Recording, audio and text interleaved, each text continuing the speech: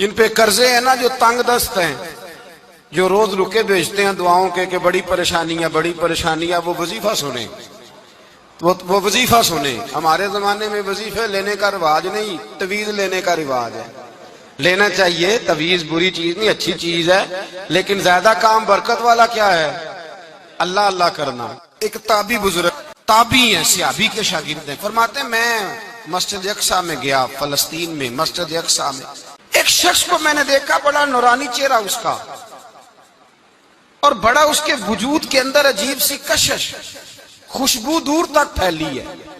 وہ بندہ نا نماز نہیں پڑھ رہا تھا، سجدے ہی کرتا جا رہا تھا، ایک سجدہ، دوسرا سجدہ، تیسرا سجدہ، اور سجدہ کرتا تو دیر تک سجدہ کرتا، پھر سجدہ کرتا تو دیر تک۔ کہتے ہیں جب وہ فارغ ہوا تو میں نے گزارش کی، کہتے ہیں جب وہ فارغ ہوئے تو میں نے گزارش کی، میں نے کہا بزرگو ایک بات پوچھنے کو دل کرتا ہے۔ انہوں نے کہا پوچھو۔ کہنے لگے آپ اتنے سجدے کیوں کرتے ہیں؟ کہتے ہیں میں نے پوچھا تو بزرگوں نے رونا شروع کر دیا، اتنا روئے کہ ہچ کی بات گئی۔ پھر میں نے کہا حضور میں نے کوئی غلط بات پوچھ لی، آپ تو پریشان ہو گئے؟ کہنے لگے وہ پھر رونے لگے۔ میں نے پھر کہا حضور آپ، میں نہیں پوچھتا سوال، کرتے پھر رونے لگے، 3 دفعہ روئے تو کہنے لگے سنو میں رسول اللہ کا صحابی ہوں، میں نبی پاک کا، میں نے اپنے حبیب سے سنا ہے کہ جب کوئی بندہ رب کو ایک سجدہ کرتا ہے تو اللہ اس کے گناہ معاف کرتا ہے، ایک سجدہ کرتا ہے تو اللہ کیا کرتا ہے؟ بولیے، اللہ گناہ بھی معاف کرتا ہے، رب اسے نیکی بھی عطا کرتا ہے، اور اپنی بارگاہ میں اس کا درجہ بھی بلند فرماتا ہے۔ ایک سجدہ اور 3 فائدے، گناہ بھی معاف ہوئے، نیکی بھی ملی، اور درجہ بھی بلند ہوا۔ کہتے ہیں یہ کہہ کے بزرگ پھر رونے لگے۔ جب وہ خاموش ہوئے میں نے کہا حضور اگر ناراض نہ ہوں تو مجھ پر تو کیفیت ہی عجیب طاری ہو گئی ہے، آپ کے اس رنگ نے میرا بھی رنگ بدل دیا ہے، پوچھ سکتا ہوں آپ کون ہیں؟ پوچھ سکتا ہوں آپ کون ہیں؟ کہتے جب میں نے سوال کیا تو انہوں نے پھر آنسو پونچھے، کہنے لگے میں رسول اللہ کا نوکر ابو ذر غفاری ہوں، میں ابو ذر غفاری ہوں، میں اپنی زندگی سجدے میں بتانا چاہتا ہوں، میں وقت اللہ کے حضور سجدہ کر۔ ہمارے ہاں میں نے اس دن بھی کہا تھا، ہمارے ہاں لوگوں نے بہانہ بنا لیا ہے حضور بخشوا دیں گے، محفل نعت 6 گھنٹے کی، نماز 5 منٹ کی، حضور بخشوا دیں گے۔ سنو نا جنہیں حضور بخشوا رہے ہیں، حضور انہیں بتا کیا رہے ہیں، حضور انہیں بتا کیا رہے ہیں؟ اللہ اکبر، کیا انداز ہے۔ حضرت ربیعہ بن کعب کہتے ہیں میں حضور کو وضو کرایا کرتا تھا، بخاری مسلم میں۔ ایک دن حضور نے فرمایا سل یا ربیعہ، ربیعہ کچھ مانگ لو، تو کہتے ہیں میں نے مانگا تو پھر میں نے بھی وہ چیز مانگی جو سب سے قیمتی تھی۔ میں نے کہا حضور جنت میں وہ والا مکان چاہیے جس کی دیوار کے دوسری جانب آپ کا حجرہ انور ہو، جس کی دوسری سائڈ پہ آپ کا گھر ہو، تو اڈی میری کاند سانجی ہو گئی، وہ والا مکان چاہیے۔ تو نبی پاک نے فرمایا جا تجھے دیا، جا تجھے، بولیے جا تجھے، کمال ہو گئی، جا تجھے دیا۔ کون دیتا ہے؟ دینے کو منہ چاہیے، دینے والا ہے سچا ہمارا، میں جا تجھے دیا۔ ایک میری بات یاد رکھنا، حضور کیا فرمایا؟ اپنی زندگی میں سجدے زیادہ کرنا۔ کیا زیادہ کرنا؟ چلو سارے بولے ایک دفعہ، کیا کرا؟ کیا زیادہ کرنے؟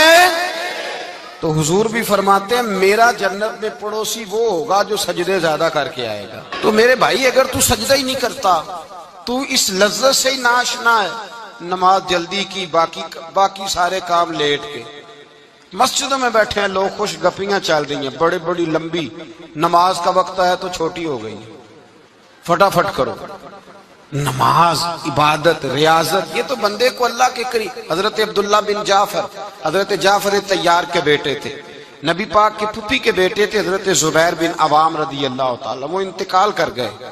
ان کا جب وصال ہوا تو 10 لاکھ دینار کا قرضہ تھا ان پر، اور جو زمین انہوں نے چھوڑی وہ زمین بنجر تھی۔ لو سن لے، جن پر قرضہ چڑھا ہوا ہے وہ نسخہ بھی سن لے، جن پہ قرضے ہیں نا، جو تنگ دست ہیں، جو روز رکے بھیجتے ہیں دعاؤں کے کہ بڑی پریشانیاں، وہ وظیفہ سنیں، وہ وظیفہ سنیں۔ ہمارے زمانے میں وظیفے لینے کا رواج نہیں، تویز لینے کا رواج ہے۔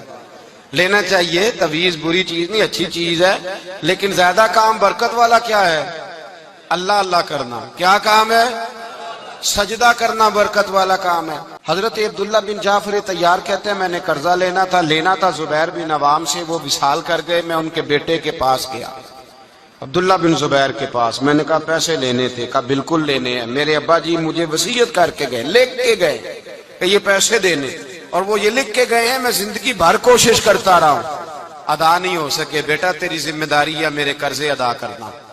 عبداللہ بن زبیر رضی اللہ تعالیٰ عنہ کہنے لگے میں انشاءاللہ آپ کی رقم دے دوں گا۔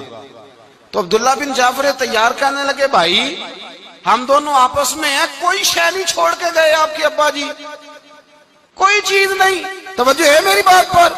یہ صحابہ کا ذرا انداز دیکھیے گا بندگی کا، کوئی چیز نہیں چھوڑی۔ تو حضرت زبیر بن عوام کہنے لگے ایک زمین کا ٹکڑا ہے وہ بھی بنجر ہے، اس میں بھی کوئی کھیتی نہیں اگتی، سبزہ نہیں ہوتا، بنجر ہے، پانی کوئی نہیں، اور وہ اتنی خشک ریتلی زمین ہے کہ بڑا مشکل کام ہے وہاں سیراب کرنا، بے آباد زمین ہے۔ حضرت سیدنا عبداللہ بن جعفر کہنے لگے تو اس طرح کر، وہ مجھے ساری نہ دے، اس میں سے تھوڑی سی مجھے دے دے، میں 10 لاکھ دینار کے عوض وہی رکھ لیتا، تیرے باپ کا قرضہ ادا ہو گیا، دے تو صحیح۔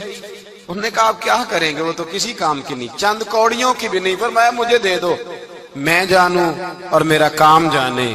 او بھائی یہ تھے بندگی والے لوگ، یہ تھے جن کا رب سے رشتہ ہے، جنہوں نے حضور کے صلی اللہ علیہ وسلم کے پاس بیٹھ کر بندگی سیکھی تھی۔ کہتے زمین کا ٹکڑا لے لیا، بنجر بے آباد ریتلی زمین، جب میرے حصے میں آئی پہلے دن اپنے غلام سے کہنے لگے جو جگہ تجھے زیادہ سخت لگتی ہے نا وہاں میرا مصلی بچھا دے، جو تجھے زیادہ بنجر بے آباد لگتی ہے وہاں مصلی بچھا۔ غلام نے مصلی بچھایا تو عبداللہ بن جعفر نے اللہ اکبر کہہ کے نیت باندھی۔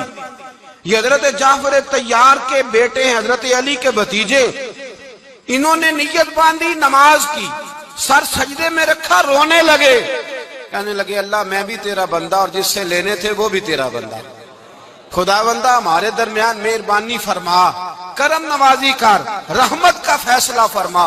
اتنا روئے کہ مصلی بھیگ گیا، کہتے اتنا تڑپ رہے تھے کہ صحابہ اکٹھے ہو گئے ان کے گرد، مصلی بھیگ گیا۔